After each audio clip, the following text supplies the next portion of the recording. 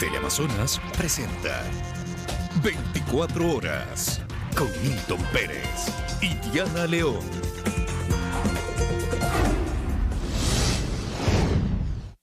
Empezamos, el Consejo de la Judicatura está reunido para decidir el destino, el futuro del concurso para jueces nacionales. Hoy el gremio de abogados del país se sumó al pedido para que el proceso sea nulitado.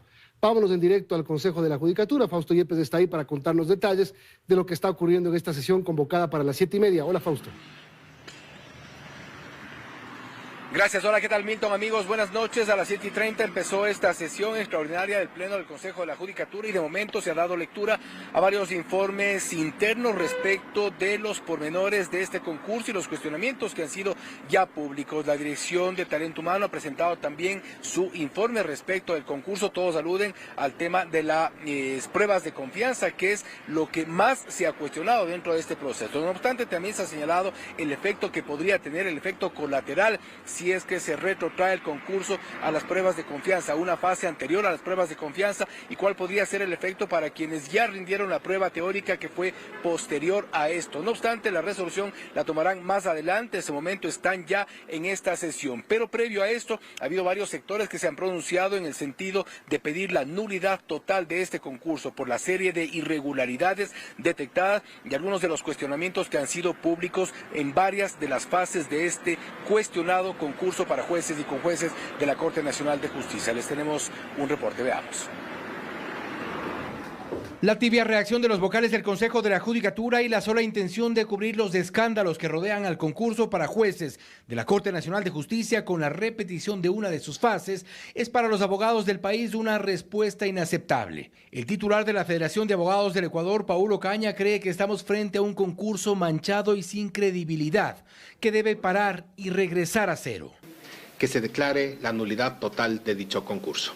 Las irregularidades detectadas en la contratación de una empresa fantasma para las pruebas de confianza no solo empañan las pruebas de confianza, ya que después muchos rindieron la prueba escrita y hubo recalificación de la prueba. Retrotraer el concurso en estas dos fases supone vulnerar los derechos de unos y favorecer a otros. Y en eso están claros los abogados que se han juntado en este reclamo. Más grave aún, si solo se limitan a evaluar la cuestión técnica, bien puede ocurrir que haya un profesional del derecho técnicamente muy solvente, profesionalmente muy solvente, pero que esté cooptado, por ejemplo, por un grupo de delincuencia organizada. Varios de los expertos que aportaron en su momento al concurso ya han marcado distancia y se han separado. Postulantes que le apostaron a una opción para llegar a la Corte Nacional de Justicia denuncian irregularidades. Es decir, no son pocos los cuestionamientos y estos, según el expresidente de la Judicatura, Germánico Maya, son razones suficientes para tomar la única decisión posible si se requiere transparencia. Debe, por ende, nulitarse todo el proceso. No obstante, en la Judicatura no parece haber apuro. Han pasado 2 semanas desde que en este noticiero se denunció la contratación de la empresa fantasma Métricas Web para las pruebas de confianza y los vocales han preferido esperar. Con este concurso de ahora igual sigue teniendo muy pocas personas que se presentan porque los concursos no prestan las debidas garantías. La última palabra está en el Pleno de la Judicatura. Y bien, se analizan dos posibilidades, la nulidad parcial o la nulidad total de este concurso. De acuerdo a las intervenciones que hemos escuchado en estos primeros minutos de la sesión, parece que se decantarían quizá por una nulidad parcial, es decir, retrotraer el proceso a una fase posterior a las pruebas psicológicas y antes de las pruebas de confianza, algo con lo que no están de acuerdo, como hemos visto, varios sectores, principalmente los abogados del país. Pero ¿qué es lo que ocurre este momento en la sesión aquí en el Pleno del Consejo de la Judicatura? Escuchemos parte de las intervenciones a esta hora y en este momento acá en la Judicatura. Aprobar el informe número CJ-DNTH-SA-2024-808, así como aquellos que validaron provenientes de la Dirección Nacional de Asesoría Jurídica y la Dirección General.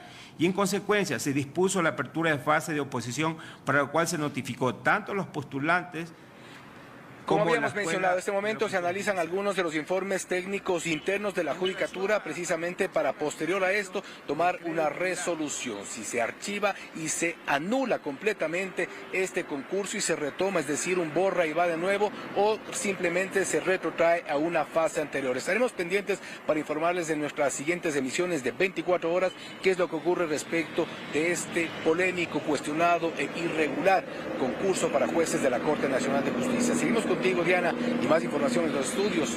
Amigos, una buena noche para todos. Buenas noches, Fausto. Gracias por la información. Llega otro tema. Los binomios de Jan Topic y Víctor Arauz aceptaron este lunes sus precandidaturas a la presidencia y vicepresidencia.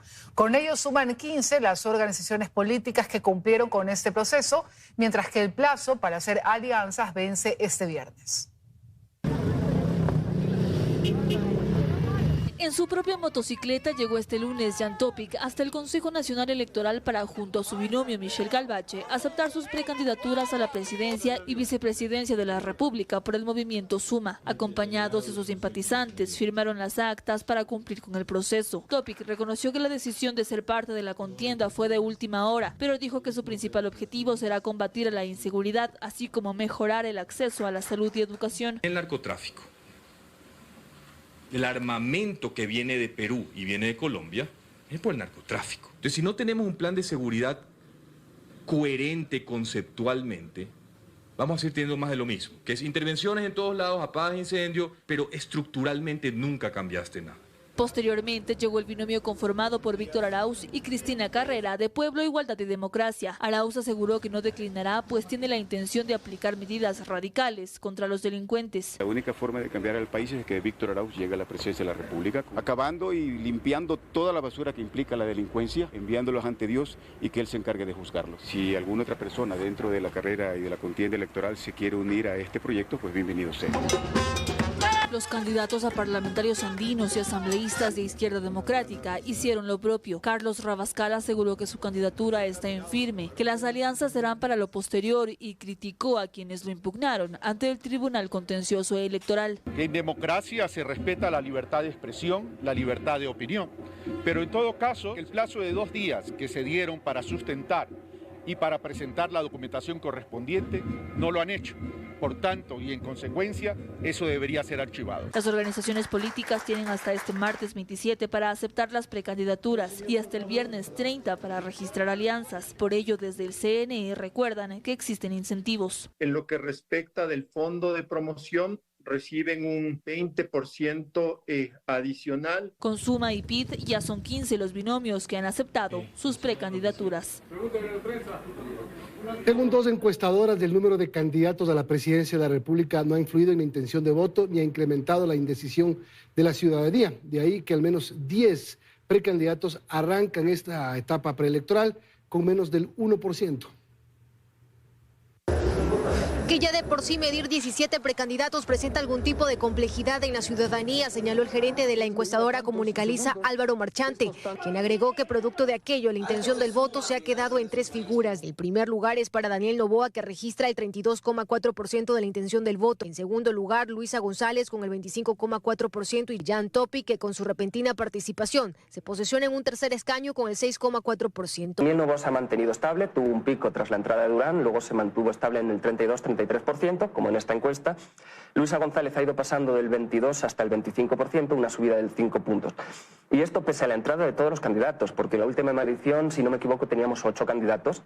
Ahora son 17. En las mismas posiciones ubica el encuestador Estrategas a los 3 primeros lugares, donde por primera vez el correísmo no lidera la intención del voto. Daniel Noboa con el 32,48%, Luisa González con el 26,8% y Jan Topic con el 7,6%. Dentro de este termómetro electoral, Marchante también detalla que a su vez en esta fase se ha reducido el voto nulo, blanco y el no lo sé. Y hablamos de niveles de 10 puntos de reducción de blancos, nulos e indecisos. Esto lo que nos quiere decir es que la entrada de candidatos no está afectando a los candidatos ya existentes, sino que está recolocando, es decir, gente no se sentía de alguna manera representada por los candidatos de ese momento y buscaron esta nueva opción saliendo de la indecisión. Lo que para el gerente de Comunicaliza también es un llamado de atención directo a aquellos 10 candidatos que hoy arrancan con menos del 1%. Y sobre todo lo que hacen es generar una papeleta electoral muy grande. Pero aquí vamos al huevo o la gallina, ¿no? Si la campaña les eleva o si tienen que llegar elevados antes de la campaña. En general, la variación de los 3 primeros lugares de las encuestas a criterio de Álvaro Marchante dependerá de decisiones o propuestas que giren sobre la aplicación de nuevas medidas relacionadas con el IVA, la eliminación de subsidios o cómo salir de la crisis de electricidad. El presidente de la Asamblea, Henry Kronfle, confirmó que bajo su delegación, el secretario general Alejandro Muñoz anunció que el legislativo no acatará una sentencia judicial sobre el tratamiento de 3 juicios políticos. Dijo además que fue un consenso entre bancadas. El secretario de la Asamblea, Alejandro Muñoz, deberá enfrentar una denuncia ante la Fiscalía por sus declaraciones emitidas el pasado 20 de agosto, en las que aseguró que la Asamblea no acatará una sentencia judicial sobre el tratamiento a 3 juicios políticos.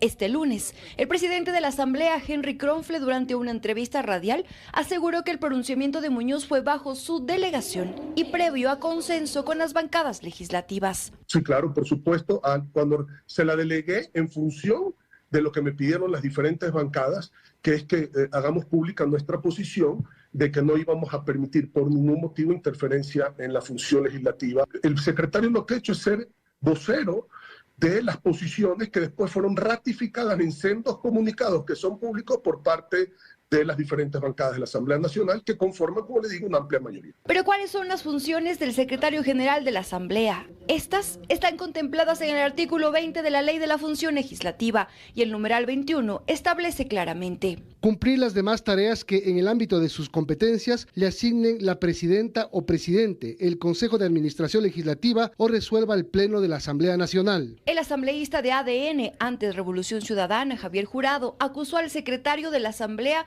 del supuesto delito de usurpación de funciones y de falsificación y uso de documentos. Sin embargo, en comunicados y declaraciones públicas, las bancadas del Partido Social Cristiano, la Revolución Ciudadana y Construye respaldaron la decisión institucional de no cumplir con la sentencia judicial. Yo entiendo que puede haber alguna molestia por fuerzas políticas que dicen por qué el secretario se atribuye, digamos, hablar por la institución, pero esto ha sido conversado también con algunos otros sectores de la Asamblea Nacional, en donde estamos de acuerdo con el pronunciamiento del secretario. Él tiene el respaldo del presidente de la Asamblea Nacional y el presidente de la Asamblea Nacional representa a la Asamblea Nacional, porque así lo dice la ley. Por ahora, la única bancada que ha expresado su desacuerdo es ADN, la de gobierno. Sin embargo, el Pleno de la Asamblea Nacional tendrá la última palabra, aunque el mismo presidente Kronfle asegura que hasta el momento la legislatura no ha sido notificada con dicha decisión judicial.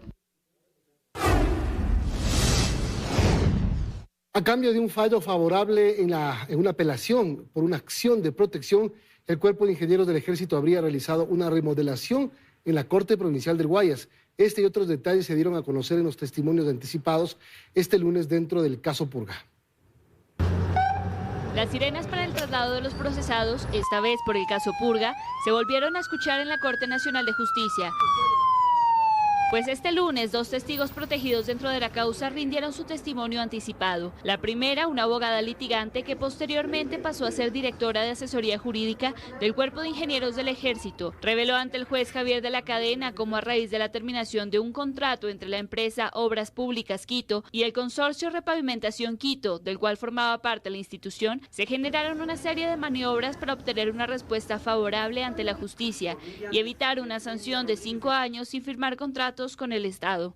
Dijo que preocupados por esta inhabilidad se presentaron diversas acciones de protección, pero siempre recibían una negativa, hasta que una apelación recayó en el tribunal integrado por los jueces Henry Taylor, Guillermo Valareso y Fabiola Gallardo, magistrados procesados en el caso Purga. A partir de allí se dieron varias conversaciones entre el asesor jurídico del Cuerpo de Ingenieros del Ejército, Andrés Chávez, Fabiola Gallardo y Mayra Salazar. El 1 de noviembre de 2023 los jueces emitieron un fallo favorable. Reuniones, pero únicamente para dejar en claro la relevancia del cuerpo de ingenieros a nivel nacional. No es así, se está falseando la verdad. De acuerdo a la abogada, a cambio, Chávez se comprometió con la jueza Gallardo a realizar una remodelación en la Corte Provincial del Guayas. Por ello aseguró que realizó una transferencia a Mayra Salazar por $1.485. Lo cual fue destinado para el pago de la mano de obra de la instalación del piso. Unos 8 días después existió la disposición del comandante del Cuerpo de Ingenieros del Ejército para entregar presentes a las personas que aportaron para que el Cuerpo de Ingenieros siguiera trabajando con normalidad. En horas de la tarde rindió su testimonio anticipado un ex juez de la Corte del Guayas, también valorado como testigo protegido. Relató que en 4 ocasiones se reunió en la casa del exasambleísta Pablo Muentes, quien buscaba que se pronunciara de forma favorable en una causa por la que finalmente obtuvo una indemnización. Y el Servicio de Rentas Internas realizará controles para ampliar el número de empresas dedicadas a los pronósticos deportivos que deben pagar impuestos. Al momento solo hay 65 registradas. Según el portal Primicias, Ecuabet es la que más ingresos reporta, aunque no es la más antigua. Desde que entró en vigencia el impuesto único a las plataformas de pronósticos deportivos el pasado 1 de julio hasta la fecha, solo 65 sujetos se han registrado en el Servicio de Rentas Internas. Pero las autoridades reconocen que hay una gran cantidad que no lo ha hecho y por eso aseguran se intensificarán los controles. 2 de ellos son sociedades extranjeras y 63 están domiciliados aquí en el Ecuador. Bueno, 65 es un buen número, pero el universo es mucho mayor. Entonces, ¿qué vamos a hacer nosotros? Hacer los controles para que estos que no se han registrado, tenemos comunicaciones con el ARCOM para suspender, bloquear las direcciones IP de estos operadores de pronósticos deportivos que no estén pagando impuestos en Ecuador. Las empresas dedicadas a este tipo de apuestas han encontrado un mercado creciente en el país. Según una investigación del portal Primicias, 3 plataformas son las que mueven mayor cantidad de dinero: Ecuabet, Betcris y Sportbet. En el último año, cada una de ellas obtuvo ingresos por más de $4 millones. Y aunque en el Ecuador están prohibidos los juegos de azar, todas estas empresas operan de forma legal bajo el membrete de pronósticos deportivos. Ecuabet es la que mayor crecimiento registra. Según el trabajo realizado por Primicias, los ingresos que reportó esta plataforma en 2023 suman $13 millones, aunque solo reportó $317,000 de utilidad antes del pago de impuestos, mientras que en el año 2022 los ingresos fueron mayores, superando los $24 millones. Así, esta plataforma en 3 años que tiene de creación ha logrado consolidarse como uno de los principales patrocinadores de la Federación Ecuatoriana de Fútbol y de la selección ecuatoriana. En este año se convirtió además en el principal socio de la Liga Pro. Esta empresa, según revela Primicias, funciona con capital colombiano. Betcris, en cambio, opera desde 1984 en 10 países de América Latina. En el ejercicio de 2023 en Ecuador, registra $6,1 millones por concepto de ingresos por actividades. Y Sportbet, que fue fundada en 2015, registró ingresos por $4 millones el año pasado con una utilidad de $147,000. Seguimos, amigos. Interconectar las cámaras de videovigilancia de los privados con el ECU 911 dependerá de la disposición que estos tengan para hacerlo. En algunos casos dicen que no será posible porque sus plataformas no son compatibles.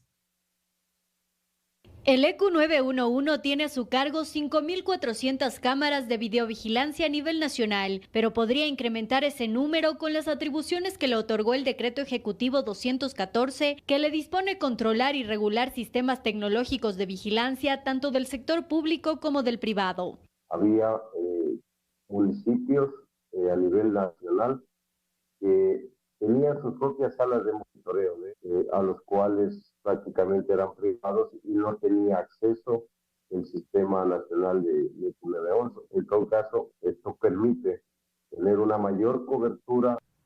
Y a estos se sumarían los dispositivos instalados por el sector privado, aunque en este caso la tarea no sería tan sencilla, pues desde algunas empresas de seguridad explican que no todas las plataformas son compatibles con la que maneja el ECU 911. Existen varios sistemas diferentes y la interconexión que debe existir entre las plataformas debe tener un software específico para poder interconectarse. Agregan que podría representar una violación del derecho a la privacidad. Al nosotros tener un contrato de prestación de servicios con nuestros clientes, una de las cláusulas más importantes dentro de los contratos de cualquier empresa de seguridad es el tema de la privacidad y la reserva de los datos que podemos nosotros mantener. Desde las empresas de seguridad privada sostienen que no han tenido conversaciones con el ECU 911 para conocer los protocolos de esta interoperabilidad que busca el gobierno. Mientras tanto, la academia recuerda que aumentar las cámaras o su monitoreo no significa necesariamente mayor seguridad. Mayormente es una herramienta reactiva,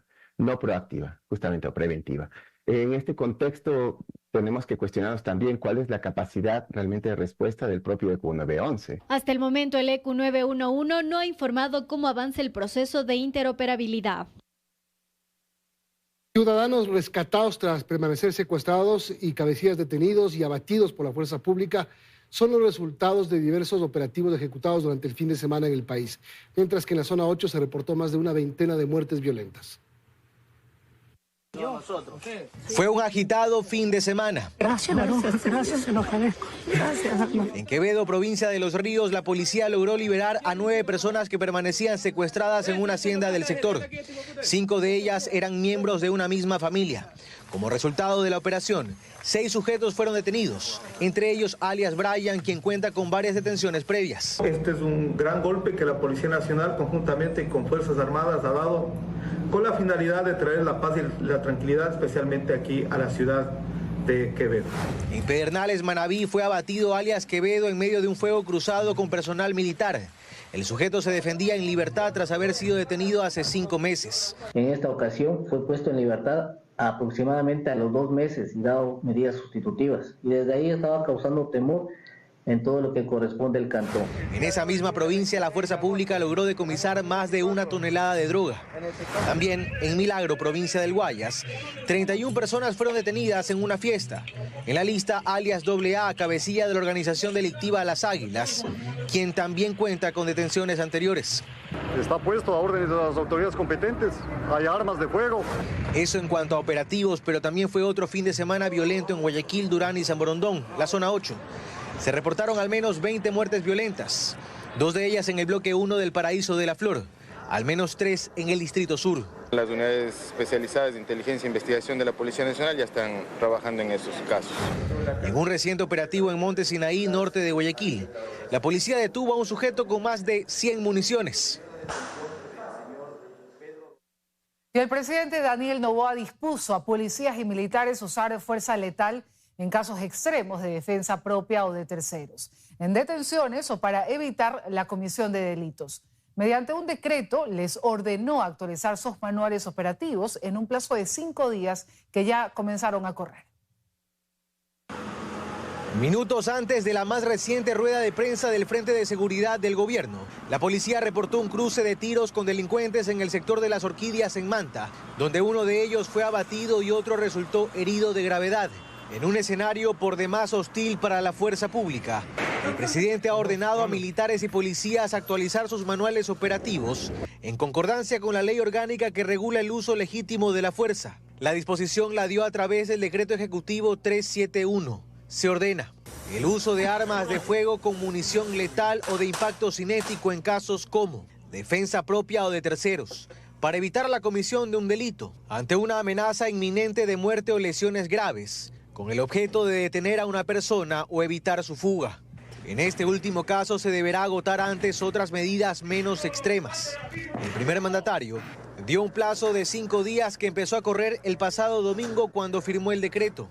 De manera tal que todo policial, todo servidor policial sepa cuáles son las reglas claras. Además, anuncio que ayer el bloque de seguridad tiene una decisión administrativa que estamos evaluando, que es la generación de una unidad de protección de las fuerzas del orden para protección conjunta de las fuerzas del orden en el ámbito de las Fuerzas Armadas y en el ámbito de la Policía Nacional en todos y cada uno de los operativos que se vengan por el uso progresivo de la fuerza.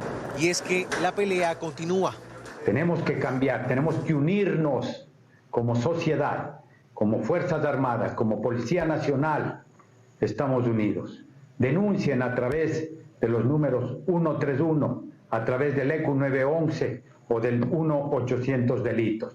No es una tarea sencilla. En las últimas semanas, policías y militares han sido recibidos a tiros en medio de arriesgados operativos. En Portoviejo este fin de semana, y más de una vez en Camilo Ponce Enríquez. En este contexto es que el Ejecutivo ordena que se actualicen los manuales de operación. Juliano Salazar recupera su libertad este lunes en la audiencia de revisión de medidas cautelares. Un juez le levantó la prisión preventiva al joven que arrolló en defensa propia a los delincuentes que intentaron robar en Urdesa, en el norte de Guayaquil. Ahora deberá presentarse una vez por semana ante la justicia. Sus familiares realizaron varios plantones para exigir que se le permita defenderse fuera de la cárcel. El caso generó la atención nacional, incluso el pronunciamiento en apoyo por parte del presidente Daniel Noboa. Y este lunes el presidente de la República, Daniel Noboa, se refirió a los asambleístas que impulsan los juicios políticos contra los ministros que luchan por la seguridad del país. Estas declaraciones las hizo tras su recorrido de avance de obra y colocación de la primera piedra del nuevo edificio de la Universidad Técnica de Manabí en Portoviejo. Además, en Manta entregó 49 ambulancias que estaban sin utilizar y que son parte de las 189 adquiridas en el gobierno anterior. Desde el inicio de mi gobierno hemos entregado más de 100.000 becas y de ellas más de 80.000 han sido para mujeres. Por supuesto que esto no les gusta a los que quieren tomarse el país, que ahora están confabulando para regresar al pasado, quieren afectar a los ministros que están luchando contra la inseguridad. Ustedes tienen la oportunidad de romper con el pasado y por el del Ecuador.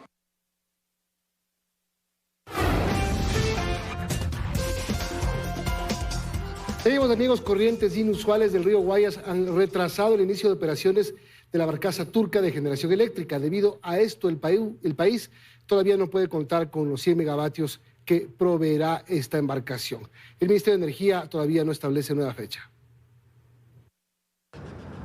Hasta 7 días podría demorar el inicio de las operaciones del barco de generación de electricidad de la firma turca Car Power, que llegó al país para hacer frente a la crisis energética. El navío, que nos proveerá de 100 megavatios, se ancló el pasado 22 de agosto en el muelle de Las Esclusas. No obstante, debido a una corriente inusual en el río Guayas, según lo ha señalado la empresa turca, impidió que el buque se inmovilizara y tuvo que ser trasladado nuevamente a 3 kilómetros del sitio de fondeo. La firma dueña del navío asegura que aún están dentro de los plazos para iniciar operaciones.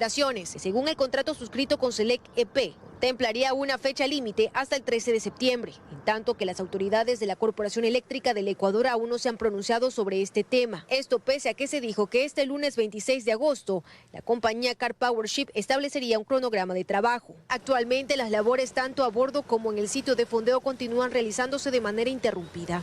Este noticiero tuvo conocimiento que actualmente se prepara un nuevo sistema de anclaje que incluye muros en tierra, que no solamente preparen al navío, no solo para las corrientes laterales inesperadas que actualmente se producen en el afluente, sino también para la época de invierno. Y esta mañana en Quito se realizó la rueda de negocios de Taiwán, que reunió a 19 empresas de ese país con el objetivo de ampliar alianzas estratégicas entre empresarios y emprendedores ecuatorianos que beneficien a ambas naciones. Este encuentro, que se desarrolla hasta la tarde, tiene el objetivo de fomentar nuevas oportunidades de comercio, inversión y alianzas estratégicas mediante diversas industrias como la automotriz, maquinaria, productos de construcción, hardware, electrónica, insumos textiles, entre otros. La exportación desde aquí hacia Taiwán ha crecido 30%. Año pasado, la exportación desde aquí hacia Taiwán es más que 100 millones. Yo creo que siguiente año vamos a venir más empresarios de Taiwán, le interesa ese mercado de ustedes.